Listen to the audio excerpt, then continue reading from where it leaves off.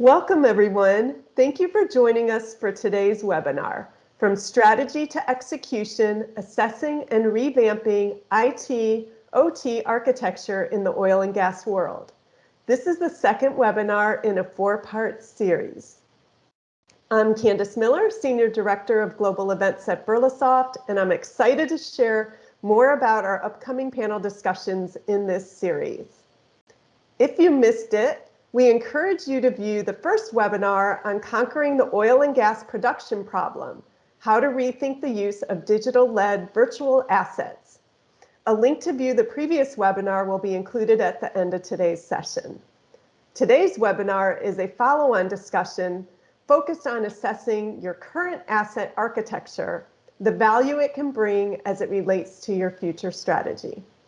In the upcoming weeks, a third webinar will look at the future architecture required to achieving a future autonomous virtual asset. The last webinar in the series is a panel discussion addressing the how. What is the path to get there and a roadmap-phased approach that drives real value and outcomes around your digital transformation strategy. Before we get started, I will introduce you to our industry experts joining us today.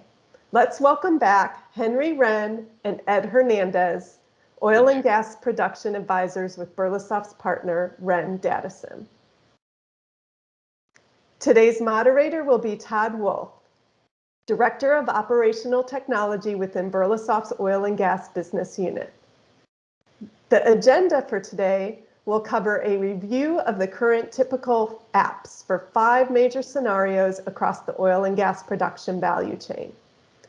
We will analyze why and how to execute virtual asset solutions in a legacy oil and gas ecosystem, how to revamp your existing IT/OT ecosystem to support digital virtual asset programs, and a must-know checklist for improving base communication platform and architecture. During today's session, you can type in any question you have via the question feature. All unanswered questions will be addressed via email following the session. Without further delay, Todd, let's begin today's discussion.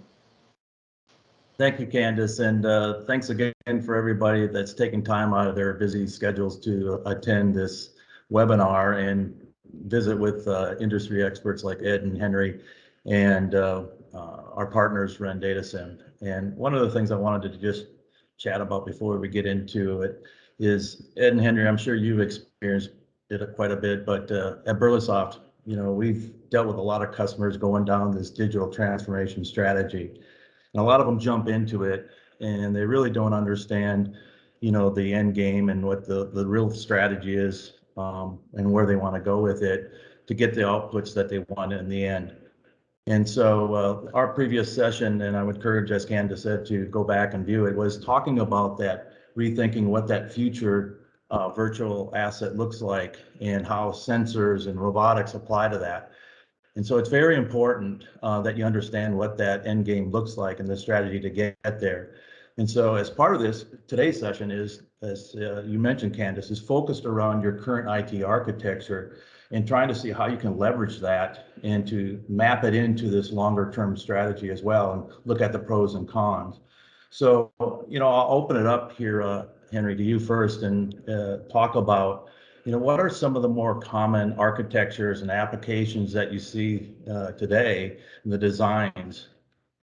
All right, thank you. Thanks, Todd and Candace and the Birlasoft, and give the opportunity for us to have the discuss what does the digital transformation tool can help our production and operation and how to improve for the future. So the common current design and architecture design for any solutions, basically they are based on PCN network infrastructure and IT infrastructure. So they either use the client server type of the technology, which is a bit old concept, and they basically located in the 3.5 DMZ zone and ready to see within the PCN level 3 unless they want to very close the control system like a SCADA system. Okay, but most of them located in DMZ zone 3.5. I would say that's like early 2000, mid 2000. Now with the computer technology improve, I would say start from maybe roughly 10 years ago. And then the database is being more and more accepted by the industry, moving from history to the database. So then you see recent years, the more applications, they are located in the bottom of the business land. Okay, that's what I said. Basically, it's a part of the IT infrastructure. But not many IT involvement. Okay, so still under OT scope, but is located in the business land. All right, so those are the most common application design right now. But really, why we designed it this way, really there's a lot of limitations, is not supported so far based on the rethinking of the new concept of the parallel vertical integrated virtual asset design. And because most application based on the single, still based on the function silo requirement. That's the one. So your application objective has limitations and isolated based on just satisfy the functional silos, okay, and the workflow and the requirement. And the data historing and information passing to the database in the business layers is not completed because, you know, oil and gas facility, usually they have tens of thousands tags, static tags, state tags, dynamic tags, real-time tags. But due to the labor intensive, you know, and also labor is pretty expensive, so they are not extract all the data to the database. So most of the time, all those applications, the data required cannot have 100% of data available for them. All right, so that's the reason. So solution design, database, the data available, and they have to match. Okay, so they only then from the project scope, the boundary, and you have the limitation. Okay, from the cross-functional application point of view. Third, the interface technology. That's the reason I believe the Birlasoft can provide contributions in this area significantly. Currently, most applications use OPC interface, and we all know the OPC interface is not reliable. Okay, particularly for the fast real-time data transfer, and the OPC has a delay. Okay, so from that perspective, you know, either interface is not reliable, data is not fully capable, available, and the culture and the workflow is based on the silo function. So that's really the most common applications right now. They resides either in the DMZ zone or bottom of the business layer. So Ed, do you have any thoughts around what Henry was just sharing as well? Yeah, one of the things I'd like to mention, Henry just mentioned all the inconvenience, and one of the things as working on these type of projects is that when you have that type of architecture, that the one that typically is implemented today, and we haven't stressed it, there are a lot of security issues. So, and what does that entail? Not only do they have security issues, you know, where somebody potentially can hack the system, but we have security issues where somebody from one sector that wants to see the data from another sector is going to have a lot of problems. Even ourselves as engineers working on these projects, we many times could not get the data, could not get in the system. And to tell you the truth, we talked to IT, they were our support, and sometimes they could frankly not figure out what the problem was. So in systems that are big and complex, as kind of the corporation we came from, not all the answers to the questions are known by IT. There's still a lot of learning that they have to do, even with their traditional tools. So that's another inconvenience that would kind of be a showstopper many times. Yeah, and you made a valid point. Security with a lot of the things that are going on in the news today is very critical. So point well taken there. Let me ask you, Henry, do you have any examples or things that you could share that talk about, these current architectures and things? Yes, we would like to give you some examples. And Ed and I, we're probably going to discuss from our past 10 years practice. Okay. So fortunately, I was involved one of the large FPSO design, and first RU and the operation support and the solution development for pretty much 14 years. Okay, so the solution we designed and the model is started from the design phase. Okay, then the model utilized by operator training system, and back then, an online solution is not that popular yet. Okay, and then over the time, after the first RU, and then the operation really need some tools can monitor the operation to train the engineer and the operator to avoid unnecessary shutdown. Okay, so and also understand the control behavior. Okay, and how to operate the facility. So from there, then we started from a process model. We developed the process model, linked to the database. Initially, database in the DMZ zone is really because you need to cross the firewall from the offshore to the onshore to the cooperator location. Really, really not convenient, not reliable at all. So then we move the database to the business layers and make it more stable. Of course you have some time delay, but you can monitor the operation. So really the solution provide the lot of values for the production rate optimization, reduce the LPO. LPO means the lost product windows.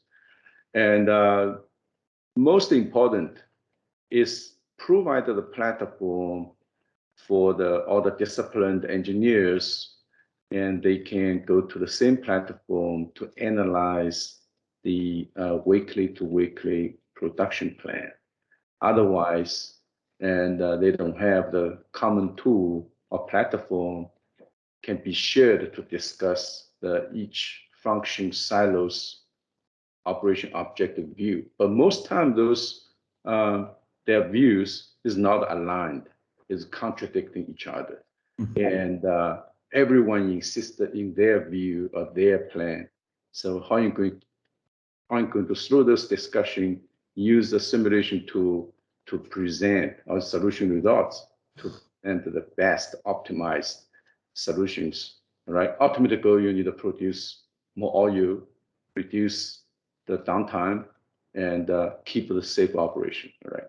So this tool really helps, okay? So this is the first example. But again, the still had a lot of difficulties because the software to software integration, it is very difficult, and no one developed those interface because most the software provider, they only think about their tools, right? They are not think about the operation needs. Operation is production chain. Okay, your software only fits for one section of the chain. And so those interface integration is not that priority at all. Yeah. So for the integration, we have a lot of difficulties to overcome. That is a very typical example as current, solution development roadblock. Okay. And Ed, you want to add on the pipeline? Yes, I wanna talk about Henry and I. We participated. Actually, we were the pioneers in implementing a monitoring system for a subsea pipeline. This pipeline would bring in gas from various platforms and sources. And when we initially started this project, their concern is they wanted to have a real-time tool that would monitor the productions, the rates, and the pressures to make sure that they were complying within the safe boundaries of operation. They also wanted to know, they had issues with H2S from time to time, where some of the platforms removing the H2S were not working well. And so some of the times the H2S would leak into, and they would be severely penalized if H2S would end up in the, you might say, the gas being delivered. So that was one application. One of the things that when we started this, we, as pioneers, looking at companies and software products that were already typically doing that. And one of the things we found is, first of all, some of these products out there were black boxes. What do I mean by that? That once they were implemented, only the company offering this service could go in there and make adjustments or troubleshoot. So this meant that the customer, I'm going to say the word, was enslaved to these programs, right? If they want, they could not do anything by themselves. So they always had to call the provider and fix the problem. So it ended up that it would be a very expensive proposition, because they literally would almost have to hire a full-time engineer to make sure that the program was working adequately.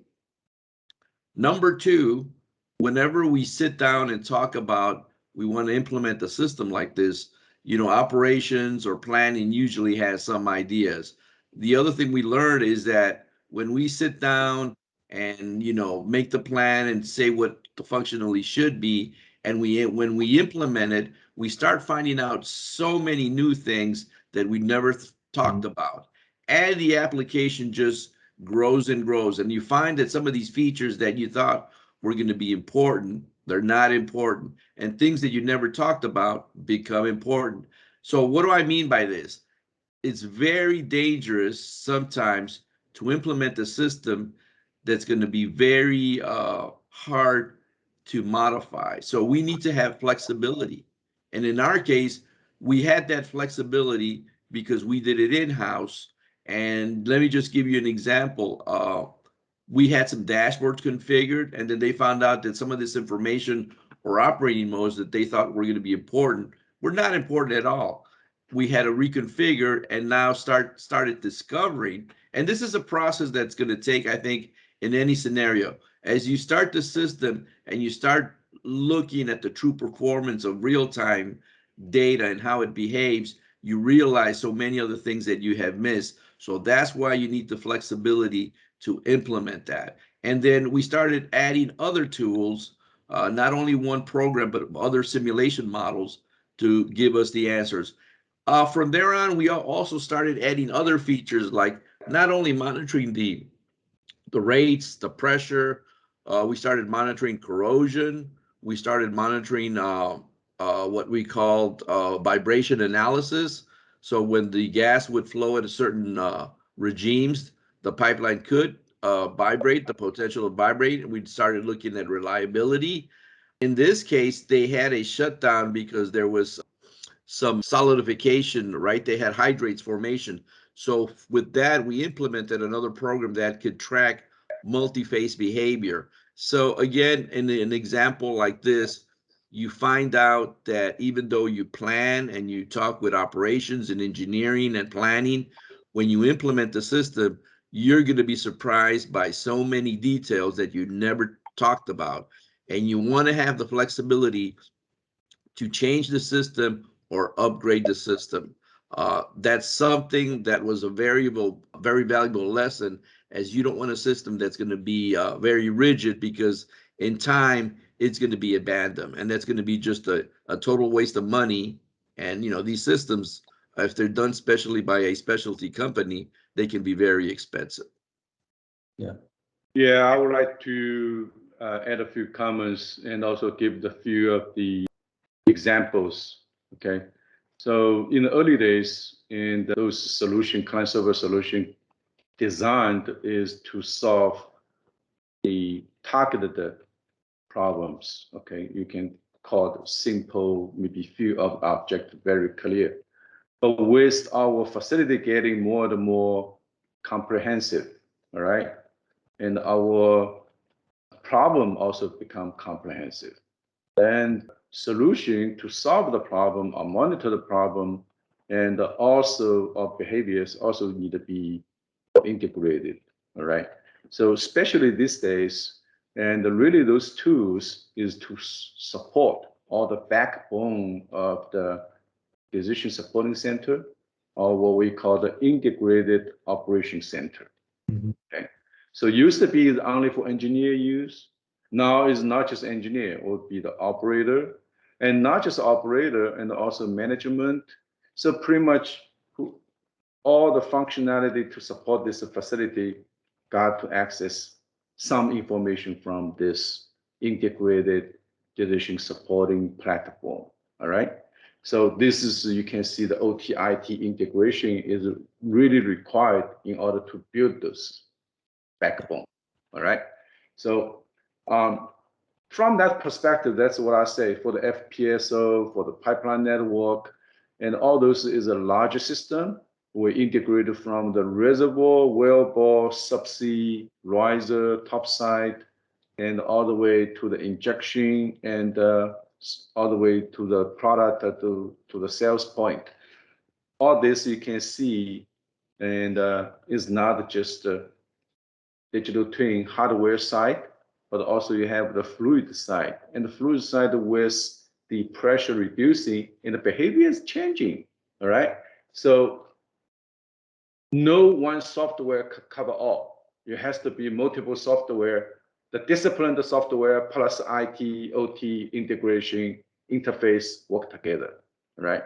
So in our practice, we really tried very hard in order to make success. But looked back, and we believe that only big company can affordable because each software license is skyrocketed at these days. Yeah. So that reason require us new thinking to think about the new way to lower the cost on one side, the other side increase the functionality and the easy usability and also easy manageability, development roughly quick cycle to deploy it. Okay, so I'll give you the extra 3 examples. One is the onshore oil gathering system. It's very typical, right? Onshore gathering, but maybe 90% of the wellhead we don't have the fancy smart gauge. Okay, so how you will get information? All right, so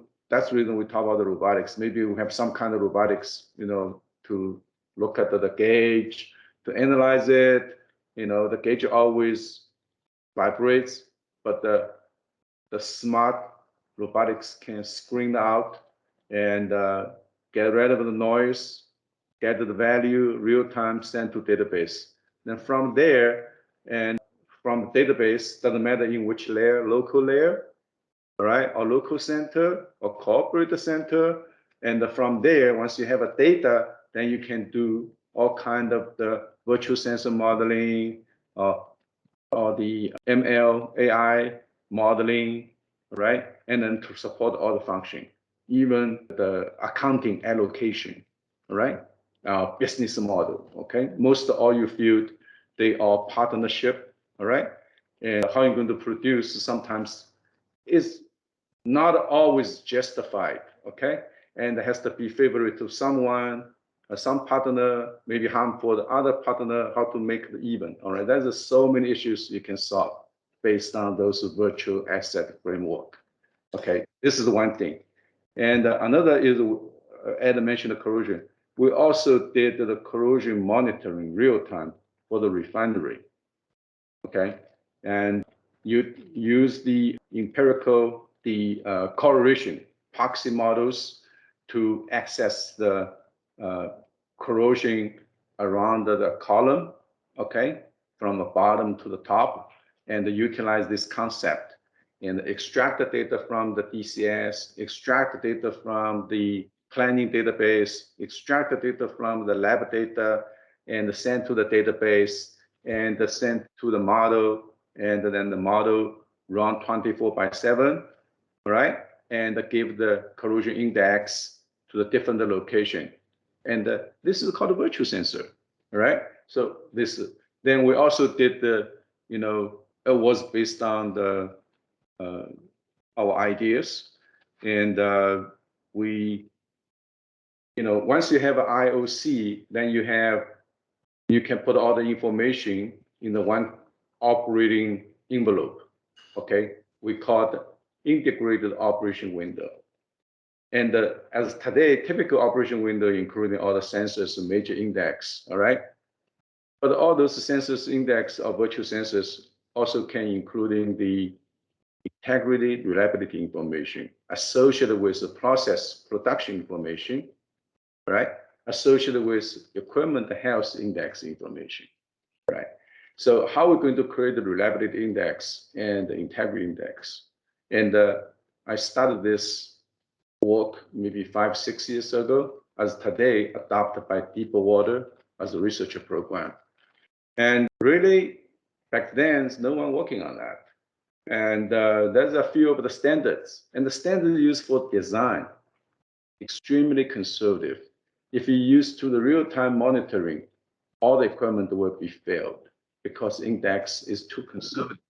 So we want some reasonable index, really meaningful for the real world, can support the operation. For instance, they can understand what is the erosion impact, vibration impact, for the certain part or critical part of the facility or pipes, and then understand the situation in this elbow or piping, and understand when I should change it, all right? And the thickness, how much it is, all right, over the time. So all these things is a new thinking, new way, because we have this integrated system, and then we can bring invisible parameters, which is critical to be part of a traditional production process parameters. Yeah, I just want to highlight, we talked about many things here on these applications that we've done. And you may think, well, were these guys really that smart to implement corrosion, reliability, issues of flow assurance, all this stuff about? No. And as I said at the very beginning, we started with a very simple concept in most of these applications where the end customer wanted to know, I just want to know what the production is, what the pressure is, temperatures, something simple. From there on, it developed. And this takes me to the following. Typically, and over my 30-something years of experience, a lot of these systems, you might call them real time, they've been around for a while. It's really nothing new. It's a buzzword now, but they've been around for a while. But a lot of these systems that are come and implemented, first of all, they lack flexibility. Anytime you want to add something or modify something, the vendor has to come in, and it's going to cost you a lot of money. A lot of times you want to implement stuff that you think is going to be useful, so they're going to have to develop it. As if you do it in-house and you do it transparently, you may have an engineer that comes with an idea and can be implemented rather easily. And then the other thing is that it has been demonstrated that up to 75% of these systems that are implemented by a third party and maintained by a third party and run by a third party, 75%, they're only good for a couple or few years, because at the end, they become very expensive. There are no people to take responsibility, be the champions. Remember that for something like this, you're always going to need a local champion. And if you don't have that, then it becomes a very expensive proposition, very difficult to modify. So you want to start with something that's going to answer maybe your simple questions. And then from there on, if your engineers or people that you consult with have other suggestions, they can be implemented rather easily.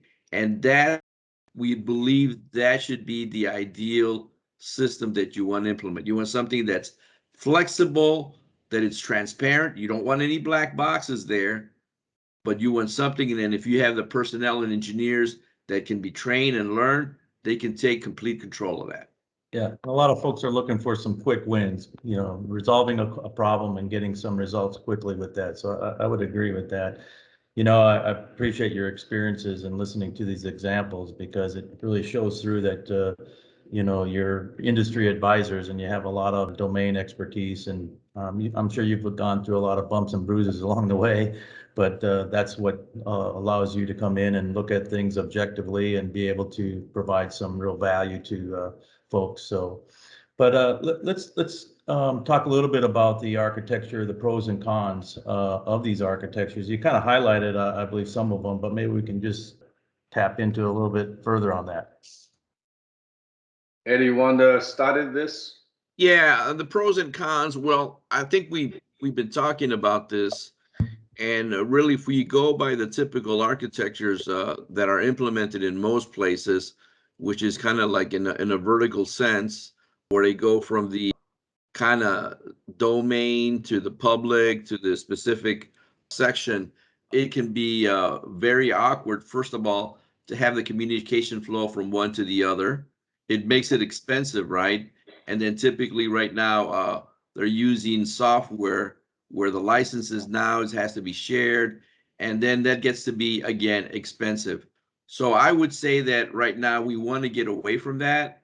And I know we've talked about this as to the new type of architecture that we would have that would make the information flow very easily, that it could be shared, and that it could be now either stored in a database or sent to dashboards, right? So I think that's one of the really issues that we discovered, is that when we started doing this, we were kind of like, we were the engineers, and we did and set up things as IT would tell us how to do, right? And IT, because then I'm not going to put the blame on them. I mean, they too are in a learning curve right now. So we would follow their recommendations. And this is what they recommendation, kind of a vertical integration that really is not the best way. So there's other ways to do it. And I think that's what we're going to talk about on the third webinar. Yeah, excellent. You want to add to that, Henry?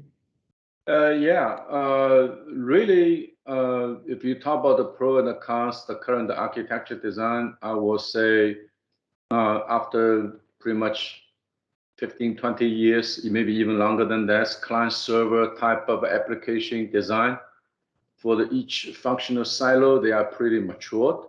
And all the software, doesn't matter in the control sector or process design or RTO or production, like say subsea, flow line, or each sectors, the software development is pretty good enough, pretty matured as from a rigorous point of view.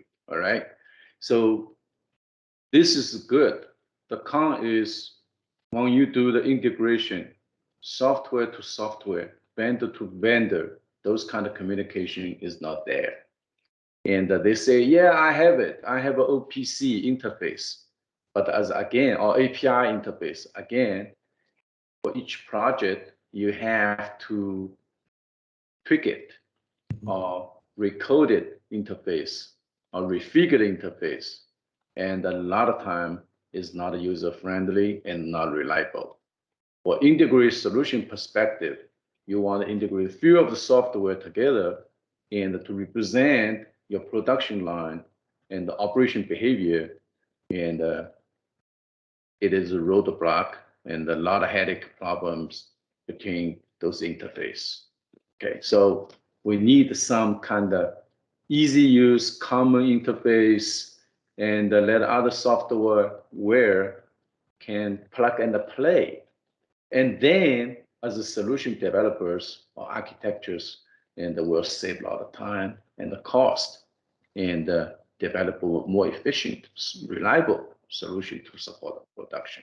So this is also very important for the ITOT and the integration. I believe the IT, you have a lot of layers in the IT, and they maybe have the same problem, but I think their problem is easy to solve compared with OT, because OT is more spread out based on the discipline. Yeah. Yeah, just to add to this, you know, the current situation right now, as we mentioned, it not only is it really requires more work to integrate all this data and all these variables and all these tags, but because it's unreliable, it tends to break quite often. And many times when it breaks, we don't know how to fix it. Neither does IT know how to fix it. And I know that we had a situation where the system broke down and it took like a whole month to find a solution. What was wrong? And it's sometimes it's these minute little details, but until it happens and you spend days and weeks doing your detective work, you know, the system is down, and that is very annoying to the customer. And that's where we have to be very careful with when we want to propose something like this with the traditional architect. The customer at the end will say, hey, this is not bringing any value to me. And when you hear a customer saying this is not bringing any value, that really should raise a red flag and make us you know, shudder in horror, because that could mean the end of a system like this. They don't want it anymore. It's unreliable. It doesn't work. And yes, it gives them what they want, but you know, most of the time it's broken and it works very, you know, very few days only or months. So that's also one of the things that I think we haven't talked about, that not only going with traditional systems, they're very unreliable. Yeah, you know, the essence of folks' time here, I had a couple other remaining thoughts here, or questions I thought I'd bring up on you guys. And, you know, when you start talking about best practices and so forth, do you have any things that you can share on how to improve the, you know, some of the short-term and long-term best practices that people are trying to do today to apply against this? Yes, so we have some, you know, point of view like to share. In short term, I believe a lot of companies are already doing that, is moving data history information to the bottom, the business layer, okay? And the top layer is more IT, corporate. And then I think a lot of people are already doing that, but the problem is they only extract whatever the data in the data history. Data history mainly is support DCS or SCADA system. All right, whatever they have, they can extract it to data history, then pass to the business layer. And from there, and in short term, you can also add a data analytics package to this database. And I know some companies are already doing that, and they provide those tools. Okay, so this is the first steps you can away from the PCN network. All right, so allow all the solutions or integrated solutions, or you can call the virtual sensor models, any control or any analytics model, optimization, procedure, whatever. This is just access this database rather than part of the PCN network, okay? So this is something you can do, the short term people can do quickly. Of course, for the facility, they don't have the virtual sensor model, okay? And they can, based on the engineering model, and build a more the full scope of the model can, like a virtual sensor model, can represent the current facility status, okay? And I'm pretty sure most of the facilities already have some kind of model there, all right? And all they need to just utilize whatever the model they have and make it a more full scope, okay? So this is something can do. And the third one is adding some machine learning solutions add-on module. Well, the beauty of the machine learning AI is not just say, the beauty is not just to add the smart behavior analysis to the facility, to the existing solutions, and also can overcome the shortage of the interface barrier. That is critical, because the machine learning model you read the data based on the pattern, behavior from one area to another area.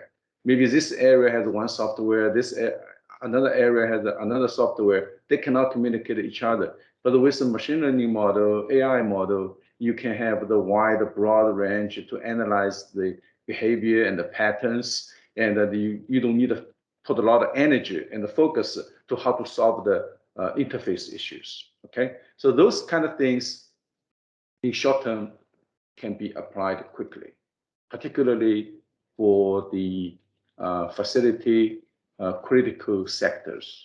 Okay, and in the long term, I would say we should. The one of the challenges for the people right now is say that, oh, I cannot use ML model and AI model because I don't have data. I don't have enough data.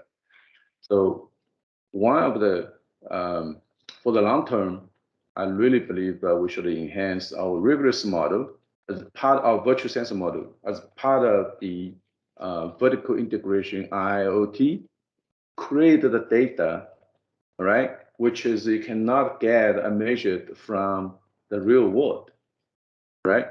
So, and also this data is being validated based on the rigorous model. And those data can be used to tuning the ML and AI model. Okay, so this mechanism is not fully developed or standardized. And this is something the long term, some company can do it. And I think they will have a lot of benefit, a lot of business down the road in this area. This is one thing. Another is how to build this vertical integrated parallel as a PCN and IT, the real world network, all right? And how to utilize the cloud and the edge computer concept. So what part should put edge, what part should utilize cloud? For instance, graphic, how to present the results. Every software, every solution intend to build its own. It's not necessary. If we can, for instance, we can utilize a Microsoft Azure cloud. They have the standard graphic presentation, whatever. If you can utilize this and standardize this, you can quickly deploy it to any facility. At the bottom, the database will be different, all right, from industry to industry, sector to sector different. But the display package, cloud display or edge display, can utilize some standard tool that can change significantly and also reduce the cost and shorten the development cycle. So in the long term, we still need to think about how to build this vertical structure in the architecture wise and aim on those objectives, all right, and then quickly transit from short term to the long term. And once you establish this, because long-term goal is to including the robotics, all right? No one think about how to design the robotics interface, so whatever the information robotics got it can quickly transfer to this network or database. No one think about that, all right? And if we can do that, and then robotics will be the arms, legs, eyes, ears, to look at whatever the PCN cannot touch the place. Because PCN is only for control, mainly is for control. So the information come to PCN, DCS network, maybe just 20–30% of it. And a lot of the material status, the leakage status, like a flange, how are you going to monitor the flange, and the pressure sensor, temperature, whatever, or in invisible engineering parameters like erosion, the vibration, all those things could be the virtual sensors, and sometimes could be robotics monitor the vibration, or can be measured some pressure, temperatures, and which you don't have the sensor, all right? Make the robotics smart. So this is a whole ecosystem. That's what you said, an ecosystem. All right, real plans here. And the people do not want to invest the money, all right? You cannot have all the sensor around the line, all right? So how are we going to use the vertical digital virtual asset from the bottom, okay? Bottom layer, that's what the level 1, level 0, and what the information, there's a lot of information is not go to the PCN, cannot go to database. I will extract it through this one, go to database and support this. then you have a more completed virtual asset, right? Yeah. And with AI. So Yeah, I think this is the long term we have to thinking, what kind of area should be improved. Yeah, in the short term, people are already doing it, but just how are you going to help them do better, efficient, short cycle? I think you're bringing up a lot of points that a lot of folks probably aren't thinking of. So yeah, there's a lot of value in what you're saying, and makes kind of opens up the eyes of folks maybe to understand some of the concepts that you're referring to here. In closing, I wanted to had one last quick question here for you. It has to do with the major functional sectors and how they work together. And how do you see the future of digital twin systems and IoT will change that? I don't know if either one of you has some points or comments on that. Eddie, you want to start first? No, go ahead. I'll leave this up to you because I think in all honesty, I think Henry has really answered a lot of this question. Probably, yeah. And I would say is that right now, most people that are doing this digital integration, yes, they're using rigorous models. The rigorous models are the foundation. We want to go to machine learning, artificial intelligence, and optimally for robotics. And I think to see from here is that be very careful if you're thinking about implementing the system like this, because there are many, I hate to say this, there are many companies out there that they say they have the full solution. So when you marry somebody like this, keep in mind that the features and the technology is growing and evolving, and you don't want to implement something that you're not going to be able to upgrade, that you're going to be stuck with them for quite a while, and then it's going to turn out to be expensive. It's not going to give you what you want, and it's going to be possibly a black box that only they can go and fix. And again, I would want to repeat myself, but it's been proven that 75% of these implementations are abandoned after 2-3 years. So as kind of Henry says, think about it. There's all these features that you want to implement, and obviously you're not going to do them all at once, but you do want to have the flexibility of being able to add them as you see fit and as you see the technology being accessible to you or your organization.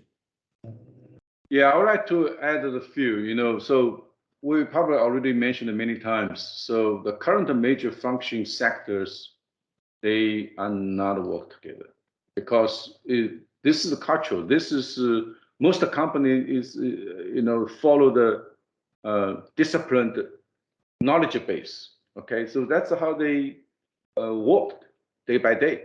So no communication or very little communication. All right. So really, you can see the history. Once the computer technology, IT technology introduced to the corporate, and really this silo gradually break it. People can talk to each other. All right. We are in the crossroad, and moving forward is with the IIoT. Now the physical stuff is smarter, like a human being can talk to each other. Right. All right. So we are in the very, very early stage right now. But as you said, 10 to 15 years after, things will change. Okay. So as the company or as any SMEs, they have to prepare that. And over the last decade practice, at least for me and Ed, we are intentionally cross the barrier to the other side and bring the different people, the knowledge background, SMEs together in one room and to develop the solution, try to solve. Because really the IoT or digital twin system, or you can call the virtual sensor model, or you can call the virtual asset, okay? A little bit more broad would be the virtual asset system or solution, is a platform. It's a platform is welcome, is built to welcome all the SMEs come to the common platform, work together. And once they work together, oh my God, then you find out you will identify so many issues you never solved. You will identify so many ways can solve the problem you never solved before. This is how our experience. Give example, and we bring the reservoir, wellbore, completion, subsea, material, corrosion, structure, all right? And the process, maintenance, compressor, pumps, all right? And the single phase behavior expert all together developed IOC backbone solution. Yeah. I'm gonna add just one thing, and I know we're kind of running over time, but something very important. We talked about all this technology, and all of this is technology driven, engineering driven, IT driven. But there's one last piece that we haven't even touched on, and this could be maybe even merited for another webinar, is that you have the people in operations, you have the people in planning, you have the people in engineering. They all love this kind of stuff, but upper management is going to say, where is the money? Right. Where is the money? Right? This is beautiful. And, I just refurnish your house and now it looks beautiful. But what do I get out of this? And here's where we would like to, offer our expertise and experiences, because many times engineers have a problem with this. It's hard for them to take all this data, to take all these improvements and kind of put together some type of correlation and say, this is the benefit in dollars and cents. Because upper management, and I don't blame them, that's their job to make the organization be profitable, not to have a pretty organization. If you remember the ISO 9000 years, that's why they went away. All these companies getting these awards for ISO 9000, they were getting awards, but they were losing money. That's why it lost favor. So here, not only do we want to bring a tool that's going to improve your operations, we want to be able to help you and say, how do I prove the value in dollars and cents to my upper management? That's something that we touch very little, but that's also a very important factor, because ultimately senior management is going to one that's going to say, yeah, let's go for this. But if you can show that you're going to bring value and prove it, they're going to love that. Yeah, no, that's very insightful, and I'll close out by just reiterating that I think you two have demonstrated a lot of experience and insight that can help a lot of folks with this transformational journey. And today, we talked about leveraging your current architecture and talked about the pros and cons with that. And there's a lot of insightful things that you've shared that I think folks may not be thinking about. And one of the things I wanted to encourage is, if there's anybody that wants to reach out to me, and my contact information will be there. Ed and Henry and I would be happy to, grab a separate hour or two to further talk about some of the things that you're, trying to address. And lastly, I'm looking forward to, the next session when you talk about the future network architecture and kind of, dive into that a little bit. So I certainly appreciate everybody's time today. I know everybody's got busy schedules, but I think there's a lot of value in here, and there's some insight that hopefully everybody's gained from it. So thank you, everybody, and Ed and Henry for participating in this second webinar. Thank you. Thank you. Thank you, Todd. We appreciate everyone attending today and hope you enjoyed this webinar. A special thank you to our panelists, Henry and Ed from REN DATASIM, and our moderator, Todd, for sharing your insights. For those with questions not covered today, we will follow up via email. Look for an invitation to the third webinar in the series coming soon. Again, thank you for attending From Strategy to Execution, Assessing and Revamping ITOT Architecture in the Oil and Gas World. We hope to see you at the next webinar. Have a good day.